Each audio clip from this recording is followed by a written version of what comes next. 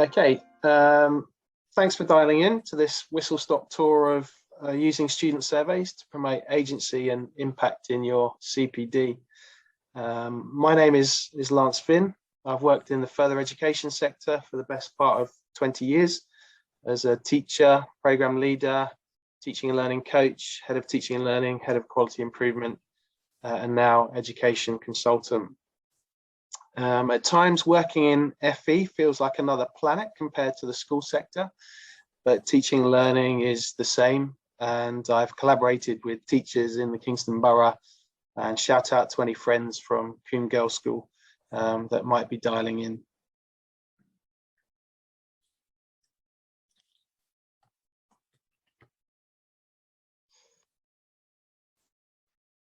Okay, it's a 10-minute journey.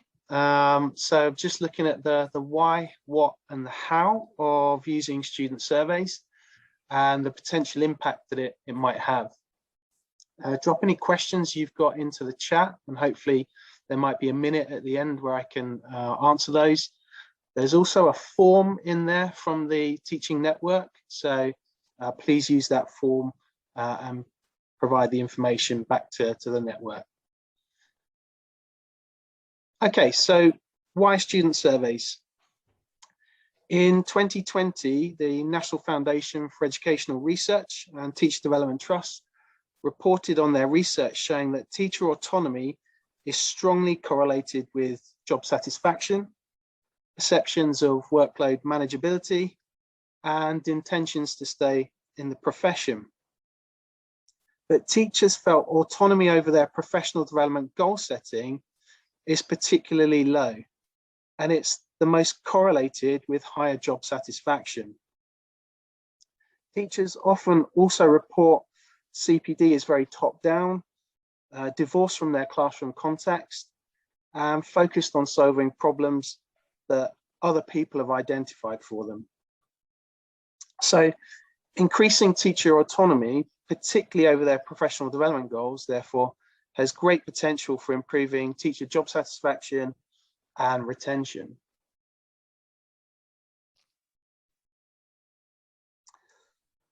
So student surveys are, as it says on the tin, surveying students, and are more common practice within higher education than both FE and the school sector.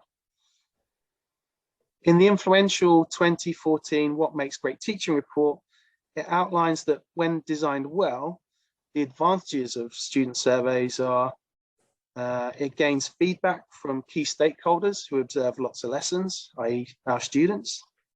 It's valid, reliable, cost-effective, can be applied flexibly, provides information related to future achievement, which is valuable for teacher formative feedback, and requires minimal training. What student surveys are not are a summative accountability tool used for teacher appraisal. And their limitations can include that they might be influenced by teacher personality, likability. Students do not have a mental model of what effective teaching and learning practice strategies look like. So the weaknesses reinforce the merits of this, lie in it being a formative inquiry tool to be used by the teacher. As student surveys are for formative purposes, the content can be flexible. So you can design questions around curriculum, assessment, or pedagogy. Another interesting domain where we might design questions is pedagogical content knowledge, which the report listed as having the strongest evidence of impact on student outcomes. Excuse me. So what is pedagogical content knowledge? Well, it's a teacher's understanding of how to help students understand specific subject matter.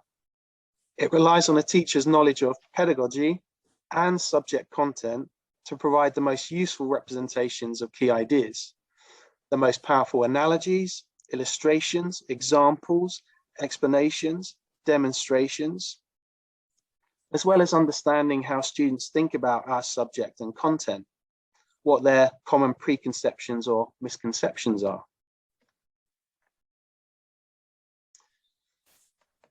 A student survey can be created and shared quickly and easily with a Microsoft form or a Google form. Let's look at an example and non-example. The question on the left, I hope you can see that, it's quite small, but it is very broad, probably too broad. It might tease out some subjective judgments about the strength of examples across a unit, but the lack of specificity would make it hard to action improvements on specific examples which might require remedial work. The two examples on the right from a PE teacher are much more specific and might be used where the teacher is familiar with the fact that the Bernoulli effect is a tricky part of the curriculum, or the examples used for the Bernoulli effect are being used by the teacher for the very first time, or they knowingly need improvement. The responses from students should be probed. And if there was a low score for cricket, for example, in the top question, it might aid our understanding that perhaps cricket is not a great vehicle for learning this particular topic. Maybe cricket, which is not understood well by our students, would be adding to the cognitive load of those students.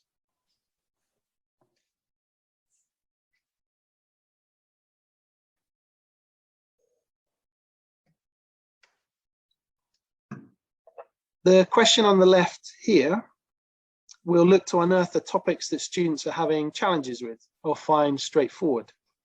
They can simply drag and drop those topics from most challenging to least challenging. Again, it's important for us to probe and understand why.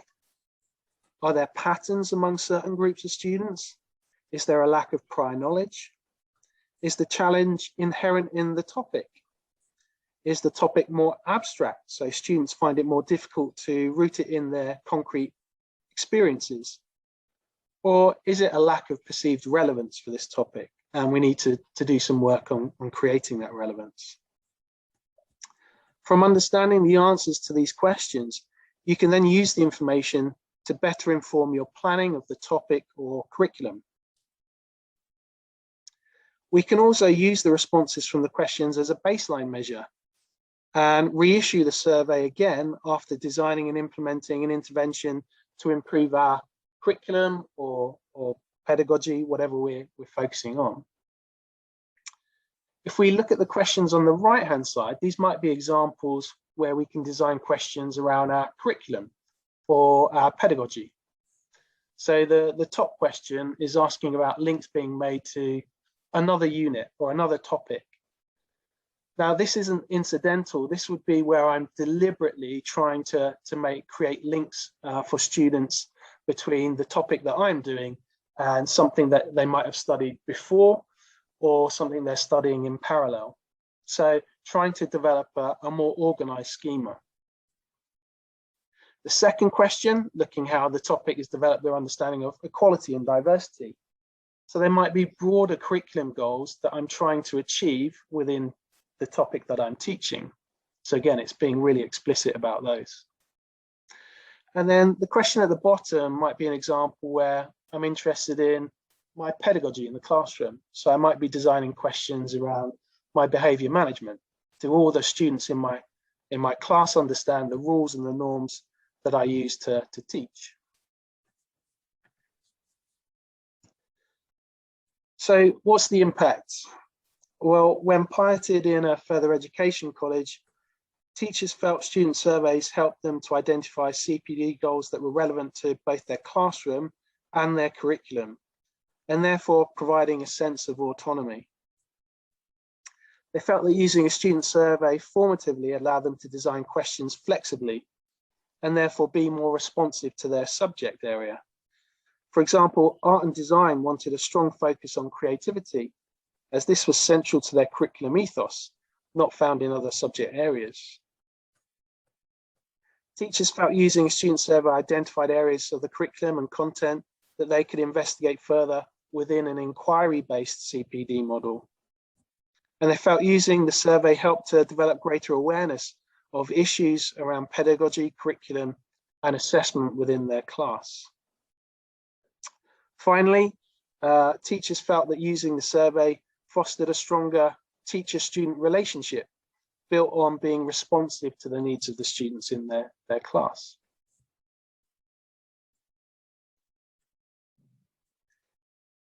Okay, so that's a real whistle-stop tour of using student surveys to promote agency and impact in CPD. I hope it sparks some interesting ideas that you want to apply in your own setting. If it has, I'd love to know how you're applying it. Drop me a contact and we can have a chat about it.